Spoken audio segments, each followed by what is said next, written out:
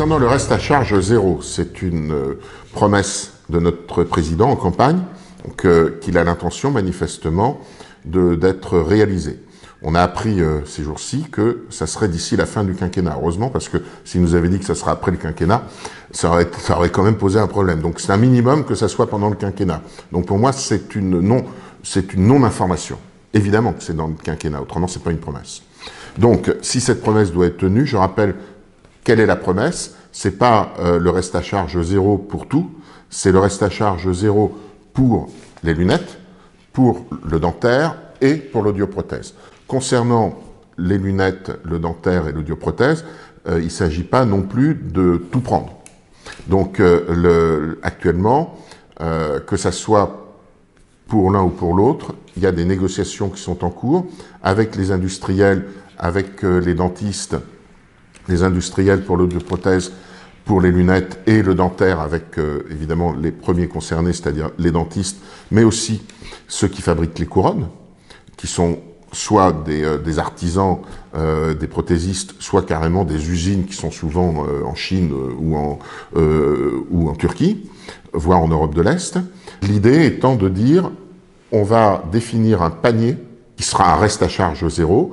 Comme l'a dit un jour la ministre, on va pas rembourser des lunettes de grande marque, on va rembourser des lunettes de qualité. On n'aura pas les verres de plus haut de gamme, mais on aura des verres de qualité. C'est tout ce qu'on demande. Pareil pour l'audioprothèse. Ce qu'on ne veut pas, c'est que le reste à charge zéro soit du low cost. Et si c'est ça, évidemment, ça sera une médecine à deux vitesses. Ceux qui ne peuvent pas faire autrement, qui prendront le low cost, et ceux qui peuvent faire autrement, parce qu'ils ont les moyens. Ce qui est déjà aujourd'hui le cas. Un aspect très important, qui est un point d'achoppement actuellement avec le ministère, c'est que sur le dentaire, l'idée du ministère de la Santé et de Bercy, c'est d'imposer aux personnes, donc à nous tous, pour pouvoir bénéficier du reste à charge zéro sur les dents et plus particulièrement les couronnes, tout ce qui est couronne, d'avoir fait au moins une fois par an un contrôle.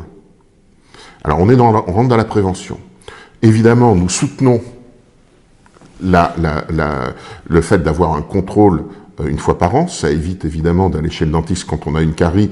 On sait qu'il ne faut pas y aller uniquement lorsqu'on a mal, mais il faut y aller très régulièrement pour éviter qu'un problème qui pour le moment est latent ne se transforme pas en douleur monstrueuse qui va faire que ça coûtera 10 fois plus cher et ça vous fera 10 fois plus mal. Pour autant, le rendre immédiatement opposable ne nous paraît pas du tout une bonne idée. Pourquoi?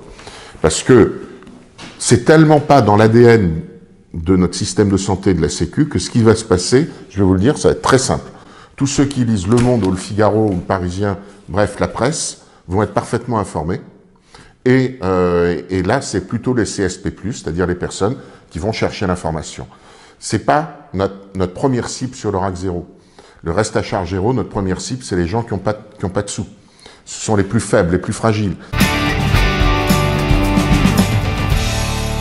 Souhaitons que l'assurance maladie fasse la promotion d'un contrôle annuel dentaire, mais certainement pas de la rendre opposable. Encore une fois, cette opposabilité va se retrouver comme un mur en béton que vont prendre ceux pour qui le dispositif a été fait. Je ne sais pas si on sera entendu, mais si on n'est pas entendu, on va nous entendre. Parce que, deuxième chose, c'est un cheval de Troie, cette histoire.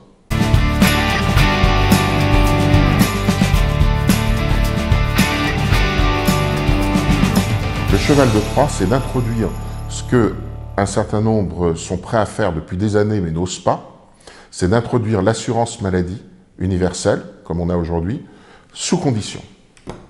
Vous êtes pris en charge si.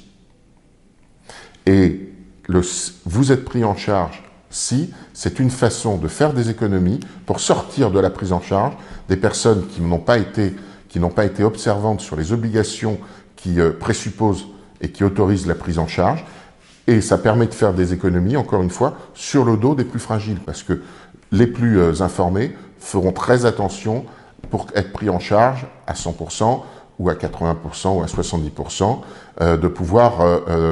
d'avoir fait ce qu'il faut en termes d'obligations. Et puis, Après, on pourrait parfaitement imaginer, notamment avec les nouvelles technologies et les capteurs, d'avoir l'assurance maladie qui vous oblige à porter un bracelet qui va tout mesurer et qui va vous dire demain, mais attention, vous avez pas fait, vous aviez 3 séances de sport dans la semaine à faire, vous n'avez pas fait la 3e, encore une fois, on vous prend plus à 100% sur votre ALD, mais on vous prend à 90%.